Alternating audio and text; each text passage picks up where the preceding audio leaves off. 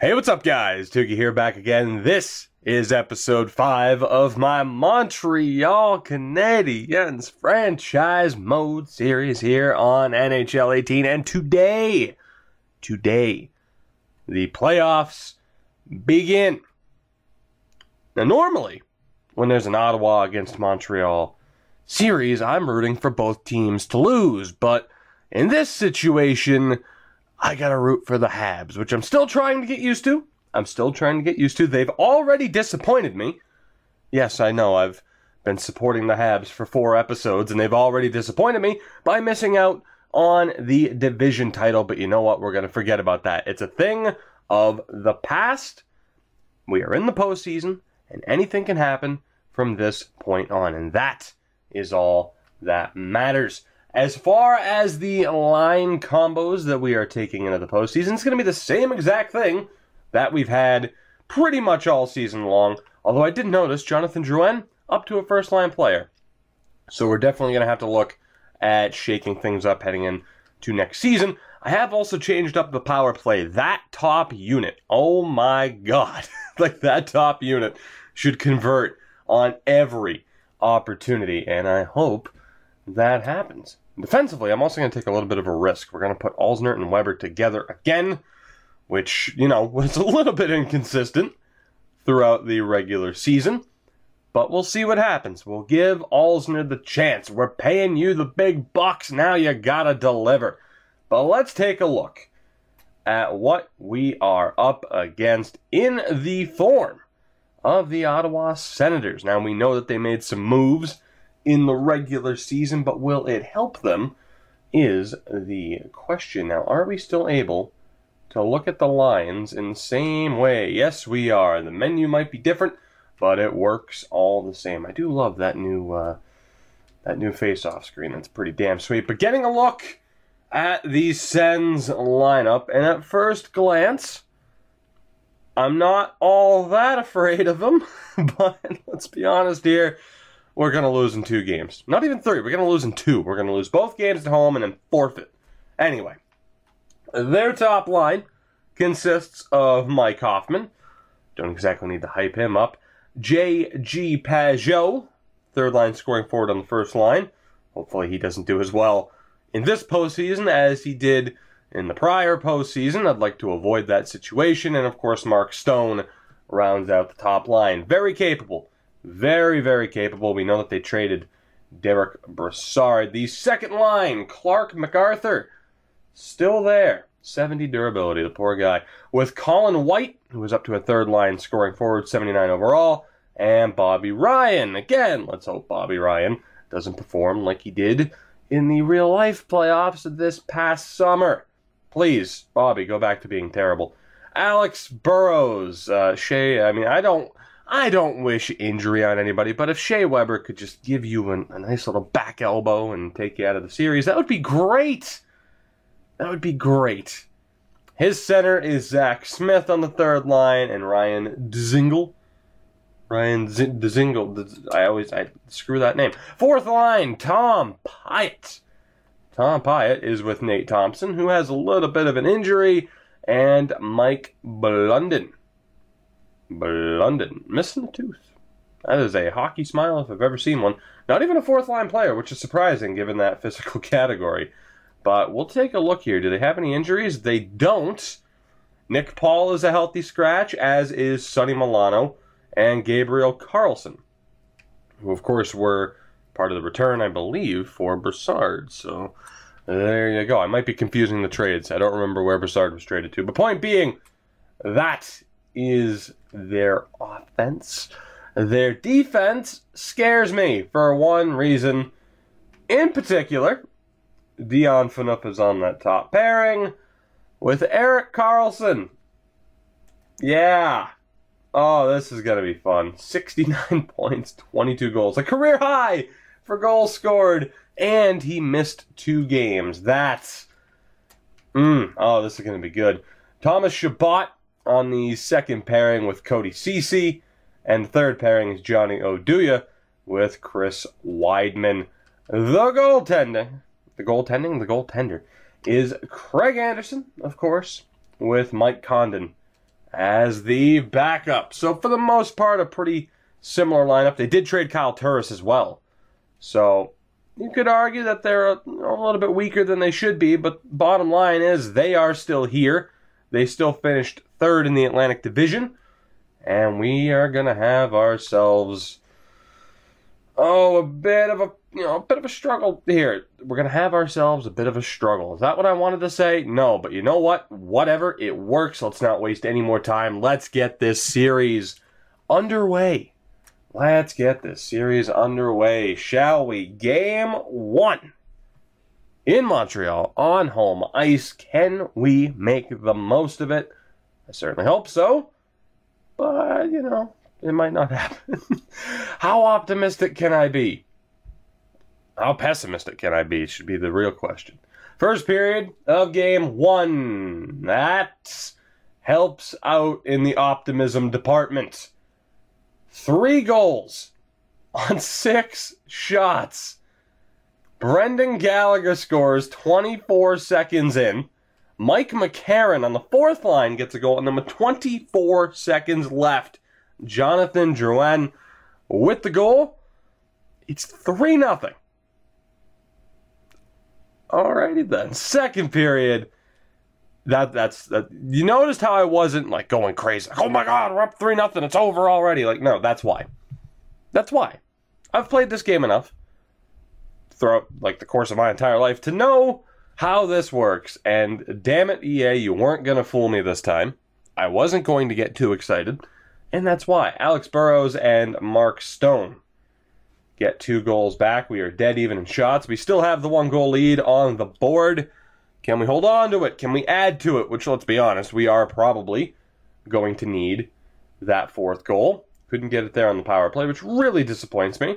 Ottawa has a power play of their own. We're able to kill that off, and with 8 minutes to go, I'm still quite nervous. 4 minutes, 3 minutes, 2, 1, and there it is. Can we at least get to overtime? Oh, God. Yep, there it is. There it is. You know what? It sucks that I'm so accustomed to the game playing out like this, because I would have loved to have been like, oh my god, it's 3-0, woo, and just flipping out and being like, there's no way we're gonna lose. But in the back of my mind, I see 3-0 in the first period, and I'm like, oh god, here we go. And indeed, here we go. We have blown a 3-0 lead, and with the game tied at 3 apiece, we are going to overtime in Game 1. Great. Burrows, Stone, and Hoffman. Let's get this over with. Stick a Band-Aid. Just rip it. Let's go. Overtime. Please, we need somebody to score here for us. We have a power play. Can we please avoid disaster? No, we can't at the moment. Another power play opportunity. Hey, Gallagher. It took me way too long. I'm like, okay, both logos are red. Whose logo is that? Nay, it's Gallagher. Whew. Well, that was stressful. That was some unneeded stress. It really was. Why am I doing this to myself? I'm not even happy. We're Montreal. Like I said, it's a work in progress to get behind this team. You need to give me a reason to get behind this team. Gallagher, though, his 2nd goal of the game. He started off the scoring, and he ends the game with the overtime goal. Not too shabby at all. 7 minutes and 3 seconds into the overtime, and the Habs have so far defended home ice. Gallagher, your first star of the game with 2 goals, and Hoffman and Shea Weber with 2 assists. Assists. Right. So, we won that first game, right? So now we can be optimistic. Nothing's going to go wrong the rest of the way. Smooth sailing on our way to the quarterfinal. Unfortunately, Laval lost their first game. They did win their second game, though, which is good. We need to keep an eye out on them after their 50-win season. But, of course, the main focus, the main priority, the top priority is following along here, and we are going to do just that. It is Game 2. We barely defended home ice in the first game, but we did, in fact, defend it. Can we do so again here in this second game? First period. That's a decent start. Alex Galchenyuk not bad. Terrible. Like, was there traffic in front? Surprised to see Anderson give up a goal like that, but I am not complaining. We have the 1-0 lead. Second period. Also, still not complaining. Paul Byron makes it 2-0, 25 shots to 17, and we have the 2-0 lead. Our fourth line so far, McCarron and Byron, with goals in this series. That is very, very promising. We'll see if they can keep it up. Third period, let's go. What's there to hype up? You know the situation. You know what's at stake. We need to defend home ice. We need to make Bell Center a fortress in the playoffs. And we are halfway through the third period and that much closer to doing just that. 5 minutes to go. And there's no doubt about it now.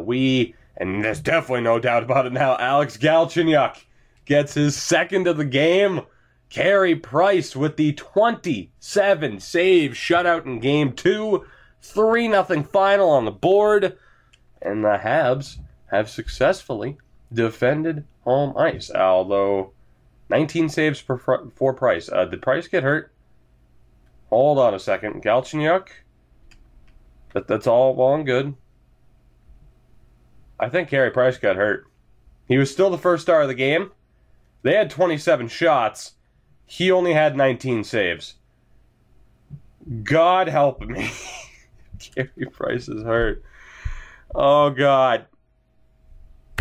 Yep. There it is.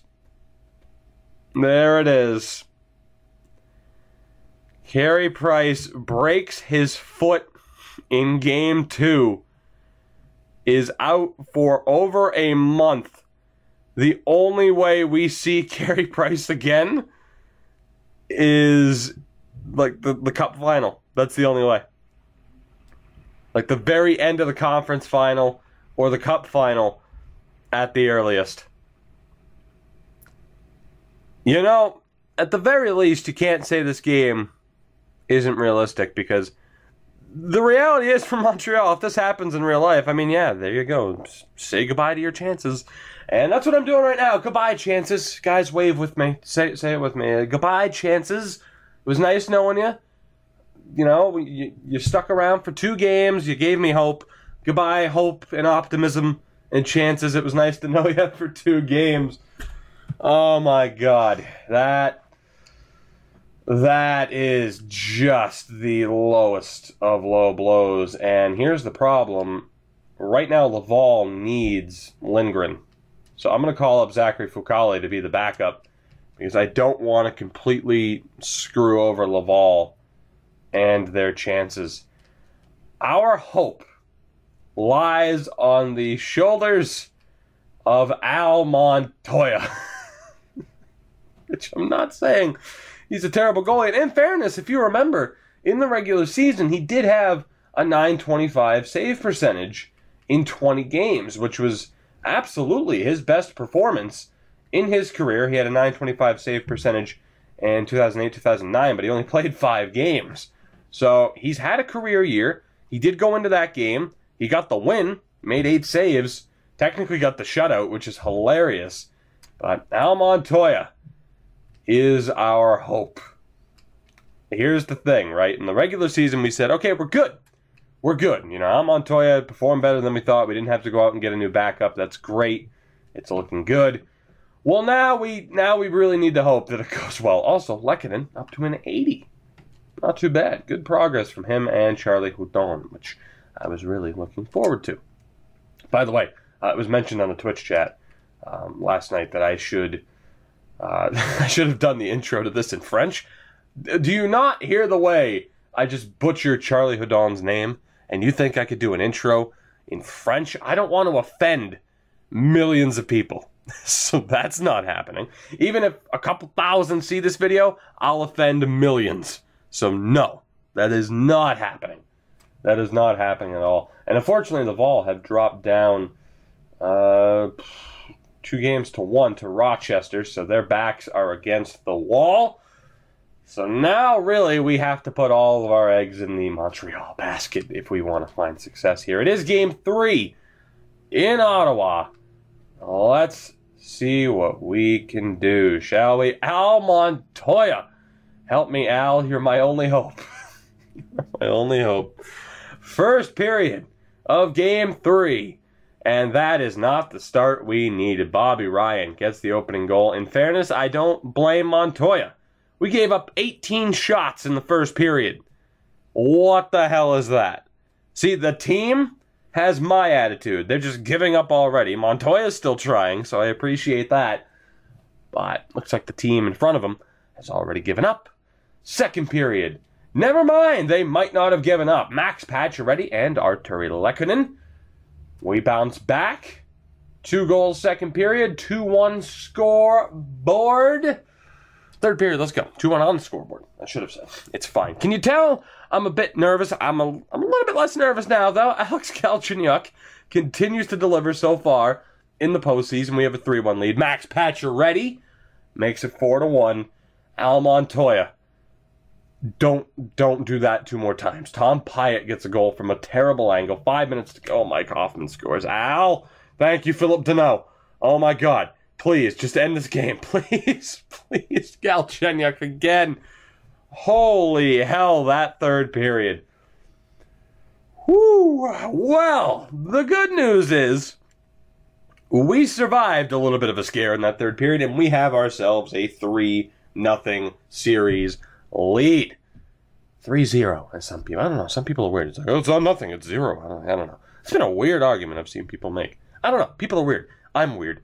Anyway, I ramble. I'm sorry. We have a 3-0 series lead after a 6-3 victory. What a performance from Alex Galchenyuk, and not to mention,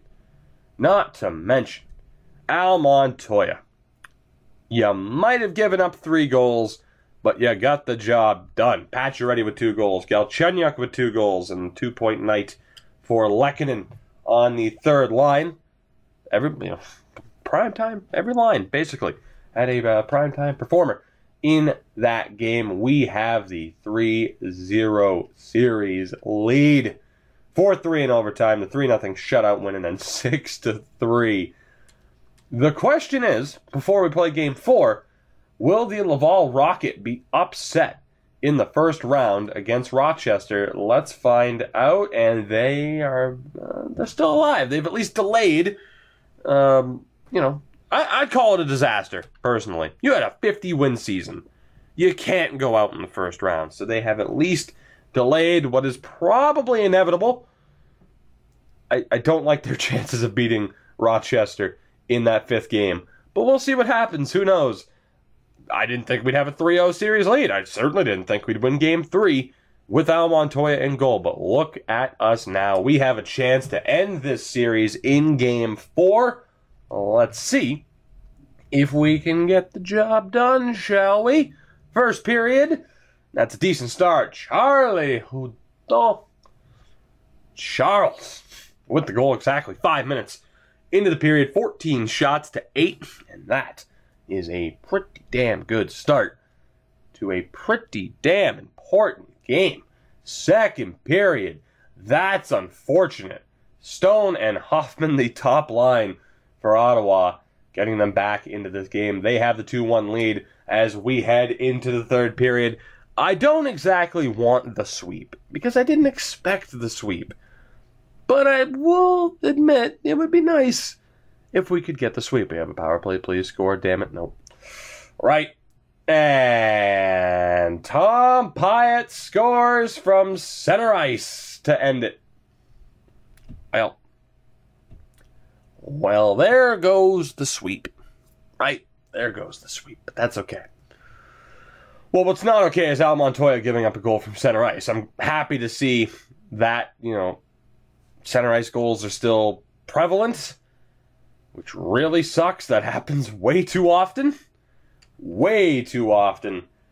Ottawa wins Game 4, 3-1. 38 saves for Craig Anderson. And the Sens live to fight another day. The question is, will the Laval Rocket be able to say the same thing about themselves? We're going to find out. It is Game 5. Let's go. Can Laval stay alive, or will they just flat out blow it in the first round? I know what I'm rooting for. Not for Rochester. First period of Game 5, and it's a goal apiece. I think that's Victor Olofsson. Gets a goal. Peter Holland, though, gets it back, so that's nice. Second period. Erik Karlsson and CJ Smith, and that will pretty much do it. Well, it might have been a mistake going with the in-depth sim, as they have like the longest power play in the history of time. Right. Well, Torrey Mitchell gets a goal back. I guess we have a little bit, and Chris Terry ties it. I guess we have a little bit more than just a little bit of hope. 4 minutes to go. Are we going to overtime? In Game 5, we are. All right, so Laval with the nice little comeback there. Torrey Mitchell and Chris Terry, two of the veterans on that team, getting the goals. We're going to overtime, boys. Can we make it past the first round? Can we avoid disaster? A 50-win season only to be eliminated in round 1. That would be unfortunate, to say the least. So let's avoid that situation and win in overtime and move on to round 2. Please. Maybe. Hopefully. Possibly. Yes! Daniel Audette. Daniel Audette with the overtime winner. I might be more happy about my AHL team moving on than I should be, but that's okay. That is okay. The Laval Rocket in their first season. Again, 50 wins, and now they are moving on to round 2. They survive the threat known as the Rochester Americans. And I mean, look at this, by the way. 2-1 loss, 2-0 win. 6-1 loss, 6-1 win, and then the 4-3 win in overtime on home ice. It was beautiful. It was beautiful. And honestly, I wouldn't have minded, jumping into the game and watching to see if they could have won it, but I didn't want to have to wait an hour and a half and commentate for an hour and a half just to see if that eventually happened. Anyway, we know that the AHL team is moving on. The question is, without Carey Price, can we pick up the win? I mean, we've done it once before. Can we do it again? Game 5 against the Sens, back on home ice. We defended it well the first time out. Can we do so again here? First period, and it's a goal apiece. Gallagher and Bobby Ryan. All right, both outside shots as well. Second period, Tom Pyatt again.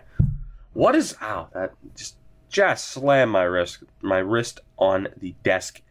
That didn't feel too great. What is up with fourth liners just ripping me apart in the postseason? Montoya, I'm begging you. Figure it out. Third period. Let's go. Thank you, Charlie. That's much better. Thank you, Gallagher, who continues to score at a ridiculous rate. Houdon, 37 seconds in. Gallagher, not too long after that, gives us the 3-2 lead. 5 minutes to go. Mike McCarron, the fourth liner. My fourth liner is better than yours, and the Montreal Canadiens have won it. We will eliminate, and we have eliminated, the Ottawa Senators in 5 games, despite not having Carey Price after Game 2.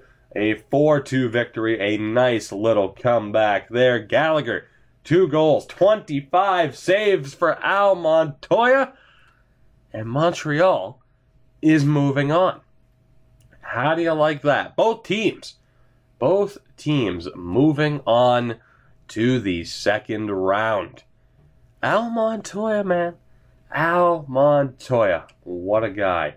Now, as far as Buffalo is, hold on. That just scrolls by way too quick. Let's take a look at the bracket here, shall we?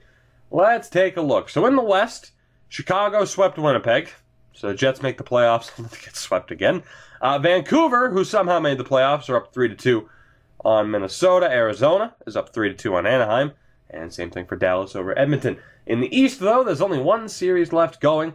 The Rangers beat Washington in 5. Pittsburgh beat Carolina in 5. We, of course, beat Ottawa. And then Buffalo has the 3-2 series lead. So we are looking at a potential second-round matchup against the Sabres, which, it'd be nice to get a little bit of revenge for missing out on that division title, but I can't say that I'm not a little bit scared of having to play the Sabres.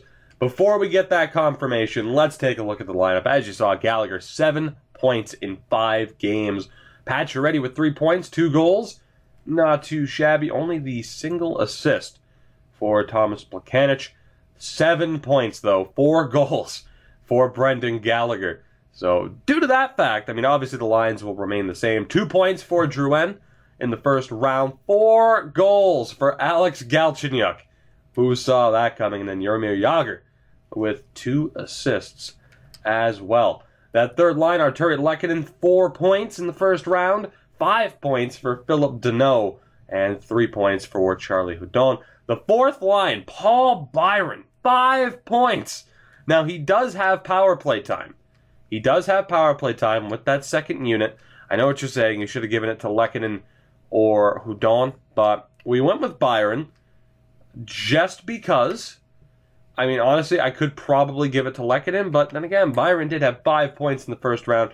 Andrew Shaw, in fairness, I mean, his contract is an albatross. But 3 points in the first round. And then Mike McCarron, 3 points as well. The 2 goals from the monster of a man. And things are looking pretty good for us, with the exception, of course, of the Carey Price injury. But, in fairness, Montoya, 917 save percentage was enough to get past the Sens in round 1.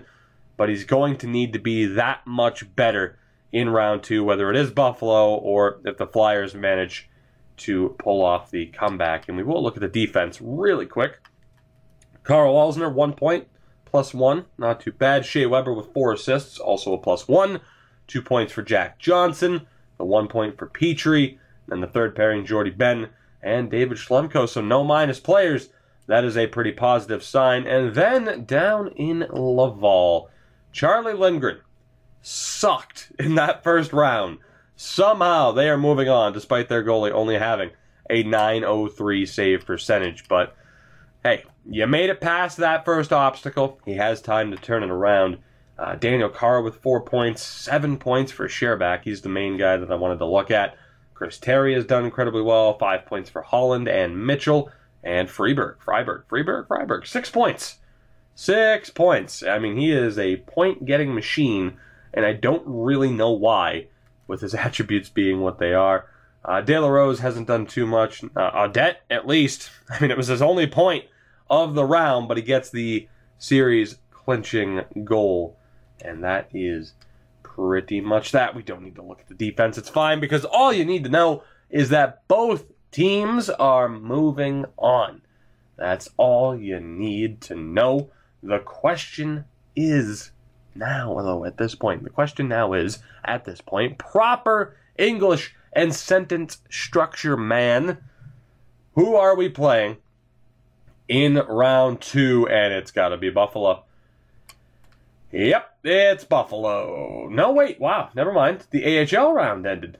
I'm like, oh, okay. Like, I'm like, wait a minute. Like, every Western game was played at the same time, too? What? What the hell was that? But instead, we will now find out who Laval are playing in the second round. It will be the Toronto Marlies, who slept. They slept. They slept. Yeah, I'm sure they got some sleep in because they swept their first round matchup. Can you tell I'm still a little bit under the weather? But damn it, it was playoff time, and we had no choice. We had to go for it. We had to get this video done. As Laval managed to lose Game 1 to the Marlies by the score of 5-2. Not a very good sign. Will we get to see the results? Yes, we will, of Game 2 before we even find out who we're playing, which means potentially that Philly at least forced Game 7. Not a guarantee because of the Western Conference matchups, but let's find out. And Philly, the Flyers, they came back, man. They came back. Holy hell. From 3-2 down, the Philadelphia Flyers fight back and eliminate the Sabres in 7. And now, magically, we have home ice advantage in round 2. By the way, Laval picked up that win in game number 2. We'll continue to follow along with their series in the next episode. And, of course, we'll begin to sim through. I mean, we're going to sim through the entire series. It's not like we're going to sim 2 games and stop. You get the point, damn it. I'm sorry. Quality for this episode might have been down, but that's just because I cannot speak. I can't. I'm getting sick, and you just know that feeling where it's like, I am getting sick, and that's the worst. But of course, NHL 18's launch, I'm getting sick. There isn't a better time for it. Not at all. Anyway, guys, thank you so much for watching. You know I appreciate it. In the next episode, we, of course, will take on the Philadelphia Flyers in round number 2. I'm excited to see what their lineup looks like at this point. And as we bring this episode to a close, I will say, you know what you have to do to support the video, to support the channel. Links to Twitter, Twitch are in the description. Let me know down in the comments below what you thought of this episode. Is it as bad as I think it is? God, I hate getting sick. But let's end this episode in the proper way by laughing at the Buffalo Sabres.